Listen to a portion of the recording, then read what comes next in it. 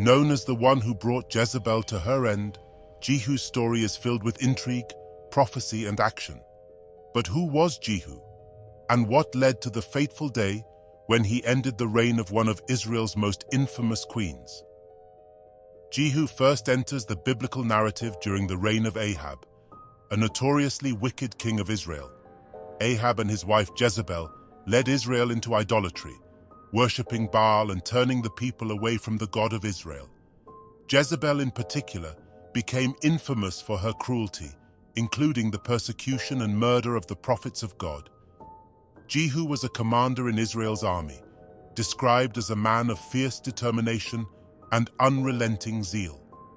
The turning point in his life came during the reign of Joram, Ahab's son. The prophet Elisha, following instructions from God, sent a young prophet to anoint Jehu as the new king of Israel. This act marked the beginning of a divinely ordained mission to purge Israel of the house of Ahab and eliminate Baal worship from the land. The dramatic scene of Jehu's anointing is found in 2 Kings 9:1-13. A young prophet approached Jehu in secret, poured oil over his head and declared, "This is what the Lord, the God of Israel, says, I anoint you king over the Lord's people Israel. You are to destroy the house of Ahab your master, and I will avenge the blood of my servants the prophets, and the blood of all the Lord's servants shed by Jezebel." Jehu's response was immediate. As the prophet fled, Jehu emerged to his fellow officers, who quickly proclaimed him king. The anointing gave Jehu not only authority, but also a clear and uncompromising mission: to bring judgment upon Ahab's dynasty and end Jezebel's reign. Jehu wasted no time. He mounted his chariot and set off toward Jezreel, where King Joram was recovering from battle wounds. As Jehu approached, his reputation preceded him. The watchman on the tower reported that the approaching chariot driver drives like Jehu son of Nimshi. He drives furiously. Jehu confronted Joram with chilling words. "How can there be peace as long as all the idolatry and witchcraft of your mother Jezebel abound?" 2 Kings 9:22. Realizing Jehu's intent, Joram fled, but Jehu drew his bow and shot him through the heart. He then pursued Ahaziah, the king of Judah and an ally of Joram, and struck him down as well.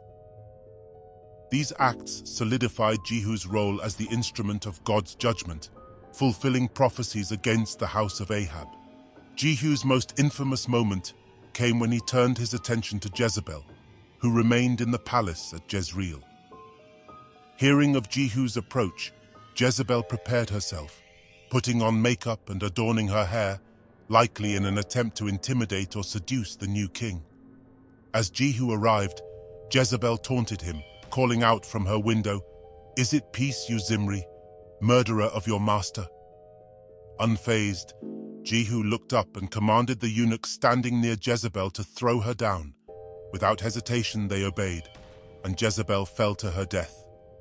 Her blood splattered on the walls and the horses, and Jehu's chariot trampled her body.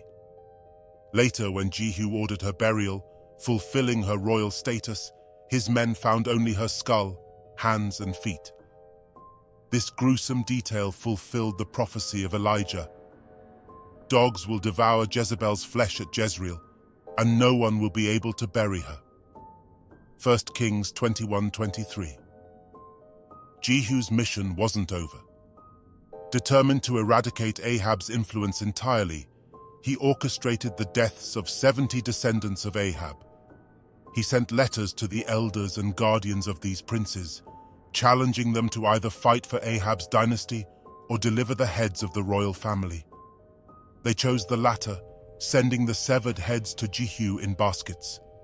Jehu then declared, "Know then that not a word the Lord has spoken against the house of Ahab will fail. The Lord has done what he announced through his servant Elijah." Jehu's final act of reform was the destruction of Baal worship in Israel. In a cunning move, he announced a grand assembly for Baal worshippers, promising a great sacrifice to their false god. Once the temple of Baal was filled with worshippers, Jehu ordered his men to kill everyone inside and destroy the temple. Jehu ruled Israel for 28 years. Though he carried out God's commands with zeal, his legacy is complex. While he eradicated Baal worship, the Bible notes that he did not turn away from the golden calves set up by Jeroboam, leaving a blemish on his record of reform.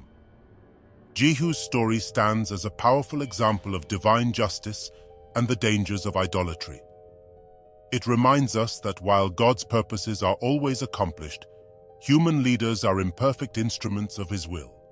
Jehu, the son of Nimshi, was a man of action, chosen by God to execute justice on a corrupt dynasty. His story is one of courage, obedience, and unrelenting zeal for God's commands. But his imperfections remind us that even the most powerful leaders are human. For more Bible content, remember to subscribe, like and turn on your notification bell.